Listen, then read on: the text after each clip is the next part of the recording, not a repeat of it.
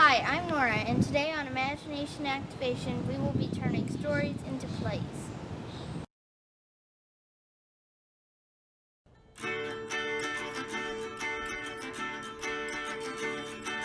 Feeling bored with nothing to do, and no one wants to play with you. Close your eyes and you will see a world of excitement and mystery. Imagination activation. Picture yourself as a great sensation. Imagination activation. It's a trend that's sweeping the nation.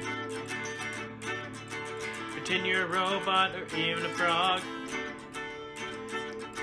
Imagine a plane flying to Prague. Your brain is your ticket to everywhere, so choose what to be and where to go. Imagination activation. You can stay at home and take a brain vacation. Imagination activation. Use your mind to create a world that's new.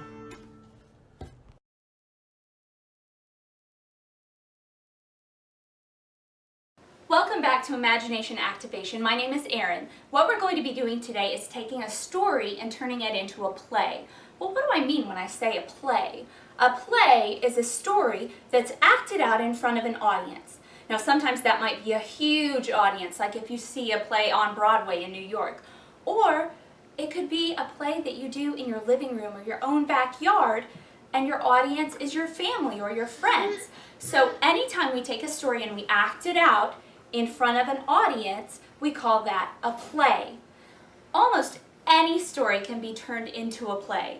Now, if you're going to take a book and turn a book into a play, you have to get permission of the person who wrote that book. So what I like to do is take fairy tales and turn those into plays. Because fairy tales were written such a really long time ago, we don't have to ask permission about those. We can just take the fairy tale and turn it into our own play. We can even make changes if we want to.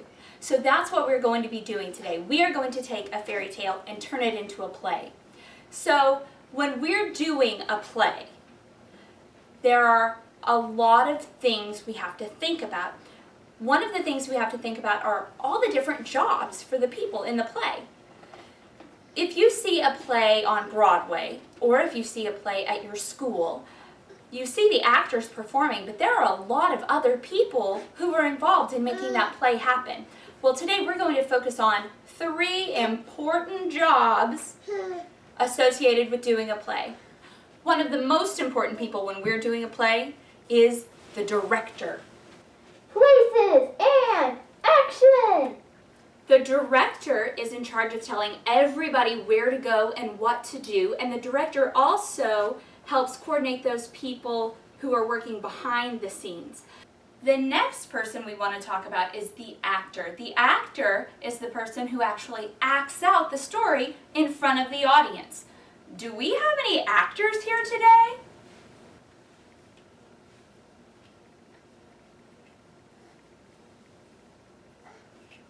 To be, or to not to be? That is the question. Great job, actor. Thank you. So the third person I want to talk about today is the playwright. As their name suggests, you can probably figure out this is the person who writes the play. So usually when we see a play, all those lines that the actor's saying, all the words that come out of their mouths, somebody wrote those down beforehand and the actor memorized all of them. And then they say them on stage, and they say them with emotion, and they say them with meaning so that they can tell the story really well to the audience. Well, I wanted to share with you some important playwrights that you might not have heard of. Now, this first guy you may have heard of. He's an English playwright. He lived about 500 years ago. His name is William Shakespeare. He wrote plays that are so important and so famous that now, over 500 years later, we are still performing them because his stories are so meaningful that audiences really enjoy them no matter what time period it is. So William Shakespeare is really a great playwright. Another great playwright, she's not from England, she is from the United States. Her name is Lorraine Hansberry. Now, you might not have heard of Lorraine Hansberry, but she is a really important playwright.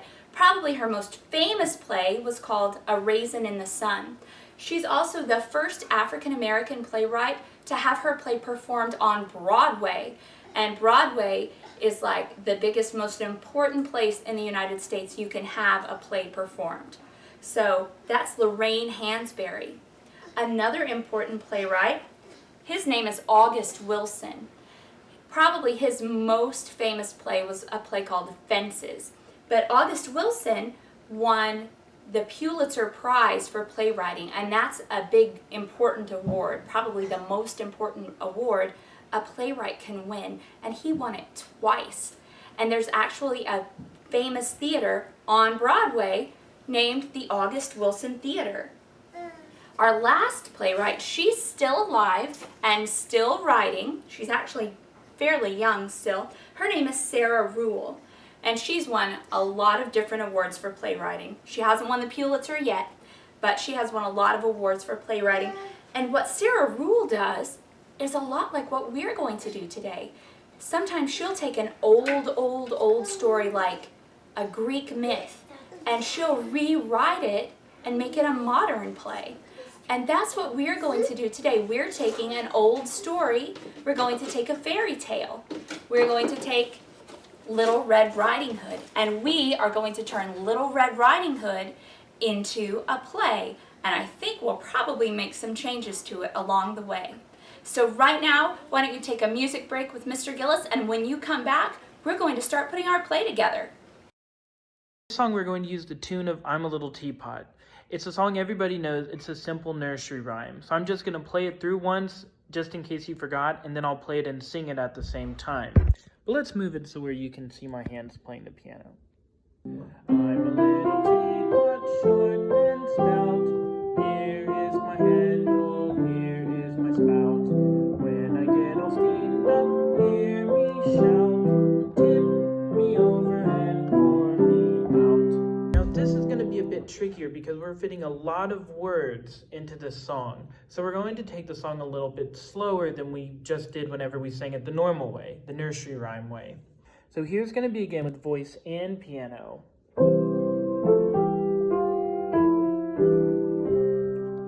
Actors tell stories by acting them out. They can be giants or Jack with bean sprouts. They bring stories to life on screen and the stage, and memorize words off of a page. Playwrights write stories for actors to play. They work really hard to decide what to say. They bring stories to life on small and big stages, and write all the words in plays, many pages. Directors show actors where to need to stand, when, where, how to act, what to do with their hands. They form the play with their artistic vision and help the actors avoid any on-stage collisions. All of these roles are of equal import. Without any one of them, plays would fall short. Directors and actors and playwrights all know their jobs are an essential part of the show.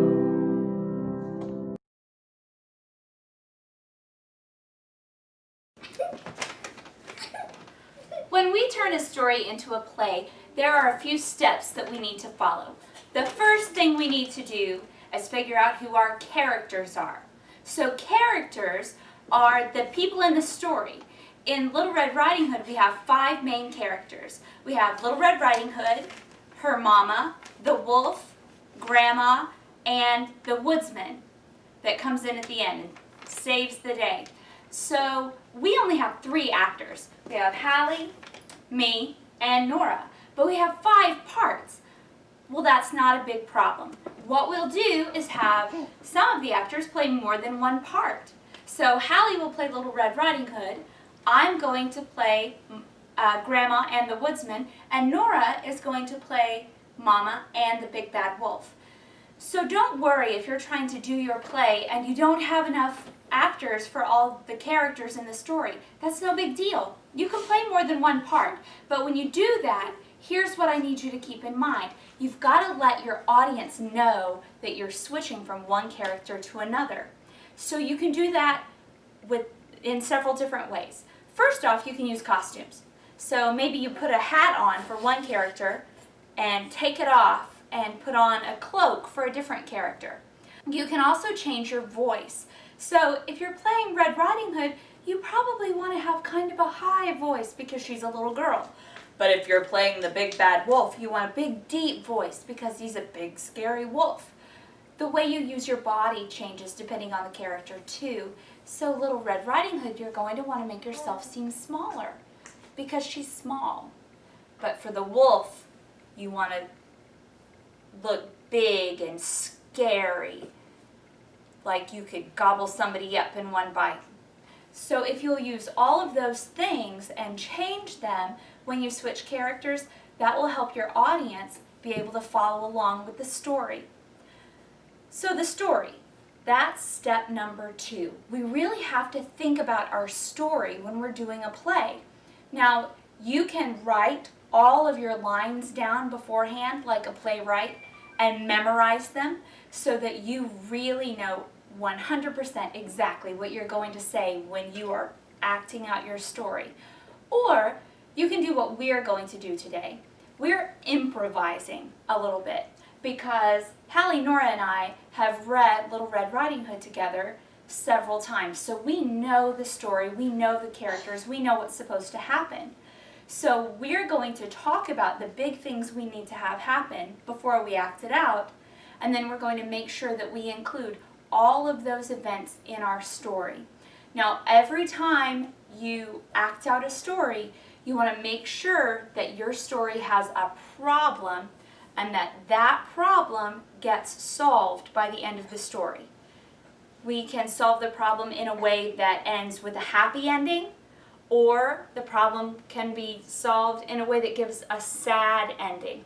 But every good story has a problem that needs to be solved. And by the end of the story, the problem is solved for better or worse. The third thing we need to keep in mind when we're acting out our story is our setting. So our setting right now isn't much. This is just our living room.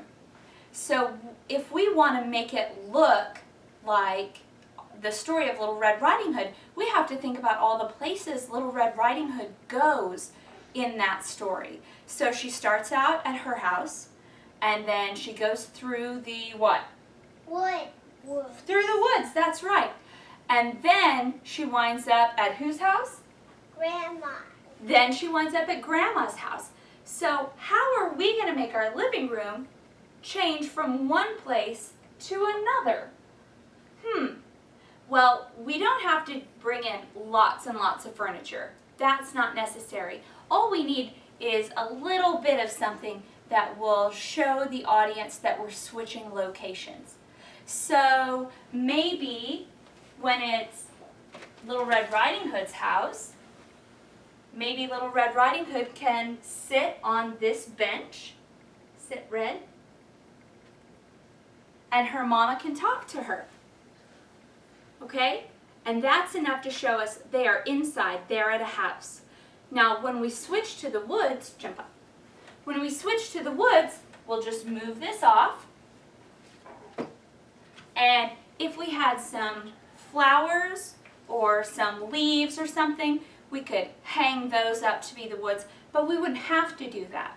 We could if we wanted to, though. Anything you can add is going to make your story that much more interesting. If you have big pieces of paper, you can even draw a huge background and hang it up behind you and switch those out from one scene to another.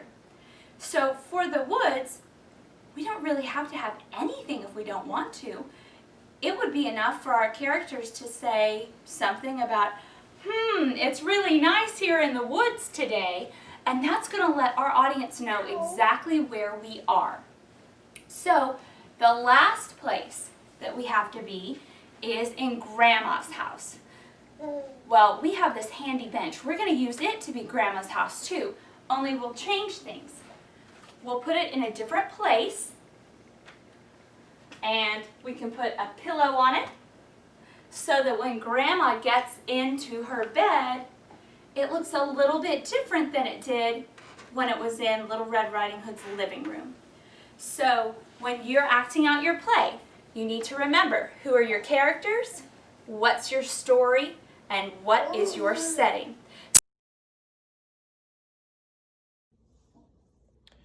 Hello. So we're going to learn the song about telling a story. We're going to use, as I turn the camera everywhere, we're going to use the Surprise Symphony. This was written by a guy named Joseph Haydn. He was around in the 1700s, and he worked for a really, really rich duke. But the duke kept falling asleep while Haydn was playing his music, and this started to make Haydn mad. So he wrote a song that was going to start out really quiet and then get really loud at the end to try to wake the duke up if he fell asleep. And it worked. So I'm going to play the Surprise Symphony for you first, just so you hear how it goes, and then we're going to put our music on top of it. Now I'm going to have my phone to where you can see me playing the piano. And I hope it doesn't fall. If it does, I'll start over. So here's how the Surprise Symphony goes.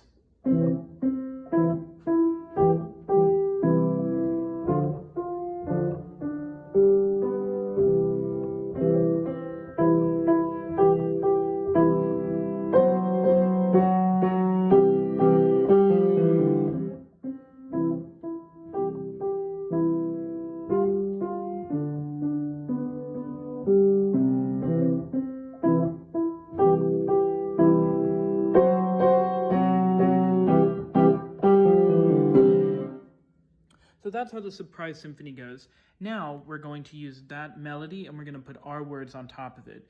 We're going to have 5 verses, so I'll just go right in order, all right? Put the camera so you can see me again. Every good story has 3 main parts: the beginning, the middle, the end. Every time we tell a story, we need all 3, whether acting it, reading it, or telling a friend. The beginning lets us know who characters are and what has happened in the past. The fancy word for this is exposition. Keep it simple, it shouldn't be vast. The middle of the story is most of the plot. That's where the story's problems are met. The characters have challenges they must solve, but they don't find a solution yet. At the end of the story we get a fix for the problem we have to mend. The end may be happy or it may be sad. The resolution is how the story ends. The way we tell a story matters. The way we tell a story helps the audience understand. The way we tell a story matters. Knowing these parts should give a helping hand.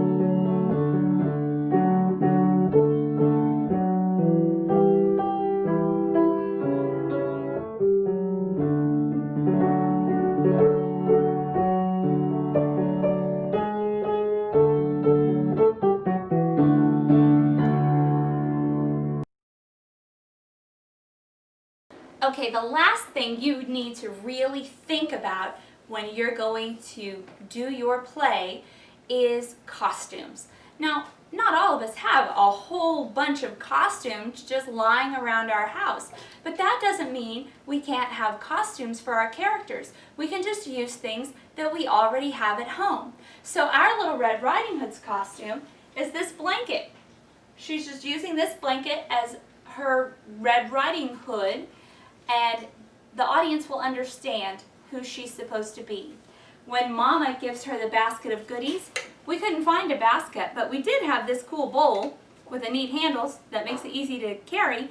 So that's going to be our basket of goodies. So don't worry too much about making sure all of the things you touch, your props, and all of your costumes are exactly perfect.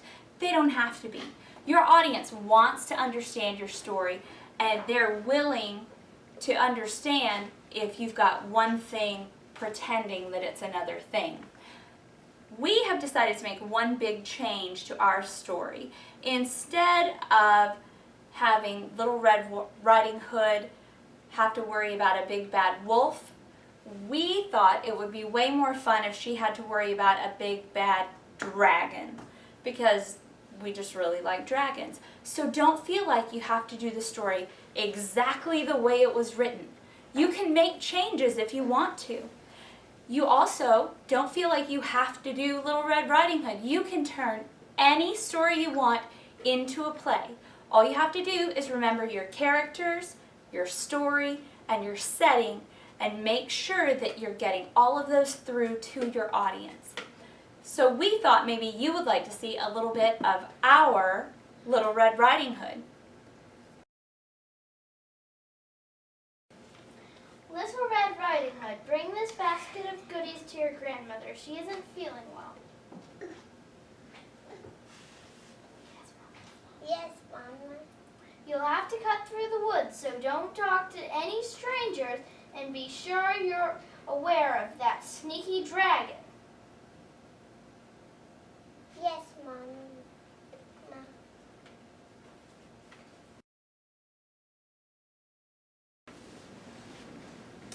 What a nice day in these woods for a dragon. I sure hope some little unsuspecting girl comes along with a basket of goodies. What have we here? Why, hello. Excuse me, I'm not supposed to talk to strangers. Why, I'm not a stranger. I've seen you around these parts before. But I'm not supposed to talk to strangers. Well, where are you going? To my grandma's house. Oh, I've known your grandma for many years. We're good friends. How is she doing anyway? She's not feeling well, so I bringing her this basket of goodies. Oh, well, hope she gets better. Goodbye. Is that If I can get to Grandma's house before she does, then I can eat Grandma, Little Red, and the goodies. Mwahahahahaha! Mwahahaha! Oh, hello, who is it? Red, is that you? Do come in. You're not Red, you're that dragon. Oh, dragon, what are you doing? Leave me alone. Oh, oh, oh! Dragon, do put me in the closet. Oh!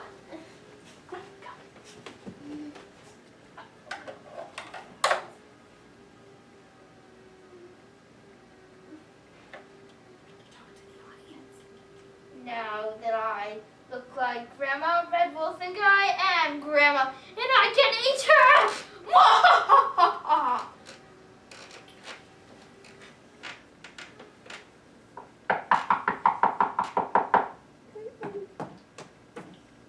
Come in! Hello, Grandma. Why, hello, Red! What big eyes you have, Grandma. All the better to see you with, my dear. What big ears you have, Grandma. All the better to hear you with, my dear. Grandma, what big nose you have. All the better to smell you with, my dear. Grandma, what big teeth you have. All the better to eat you with my lunch. So those were just a few scenes from my family's production of Little Red Riding Hood. Whatever story you decide to do, make sure that you have strong characters, that it's easy for the audience to understand who the characters are.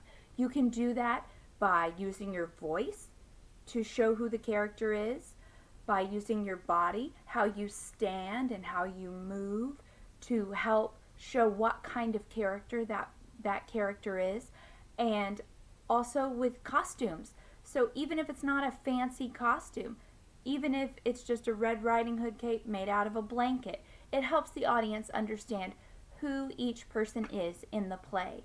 Make sure that you have a strong story. Your story needs to have a beginning, a middle, and an end. The beginning should let the audience know who everyone is and what's going on. The middle, that's where we have our big problem. Every good story has to have a problem. So make sure in the middle you are letting the audience know what the problem is.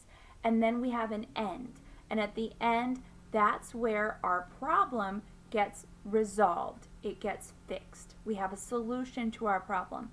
Now, it might be a happy solution or it might be a sad solution. But every story needs to have a solution by the end. Otherwise, the audience ends up feeling like, well, what just happened? They don't understand what went on. So remember, when we do a play, we're telling a story. And our job is to tell that story as well as we possibly can so that the audience really understands the story the best that they can. Finally, make sure you have some kind of setting. A set can be as simple as a chair or a bench, or you could use poster board and draw a big set and put it behind you when you act it out. If you have things in your house you could borrow to use for your play, a basket or a bunch of fake flowers, whatever you need to show in your play, find something that will represent it. It doesn't have to be exact. It doesn't have to be perfect. The audience will come along with you if you say, this bowl is a basket. They're going to go, I get it. In this play, that bowl is being a basket. Finally, at the end of your play, don't forget to stand up with your whole cast. That might be just you, or it might be you and 3 other people, and take a big bow. Doing a play, even if it's in your backyard, takes a lot of work. It takes a lot of creativity and a lot of imagination. So you deserve to take a big bow and get a big round of applause. We are so glad you could join us today for Imagination Activation. I hope that you will go and put on a play in your yard or your room or your living room so that your family can enjoy your imagination. Thanks for being with us. Bye. Imagination activation. You can stay at home and take a brain vacation. Imagination activation. Use your mind to create a world that's new.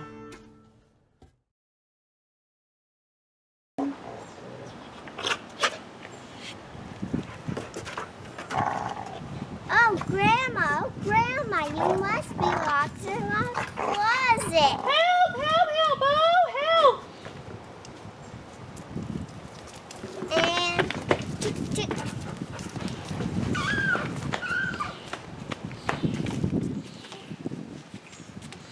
look. Now I am going to eat you up. Hello? Hello? Hello? Just your friendly neighborhood woodcutter here. What seems to be the trouble, ma'am? I thought I heard someone yelling about a wolf. All I see is a grandma and her granddaughter. That is a wolf. That's not a wolf. She's wearing glasses. A wolf! That's it, wolf. Did you disguise yourself as grandma to trick this nice little girl? No. Did she? Yes. I've had it with you tricky wolves. I'm going to give you to the count of 3 before I capture you and put you in a zoo. 1,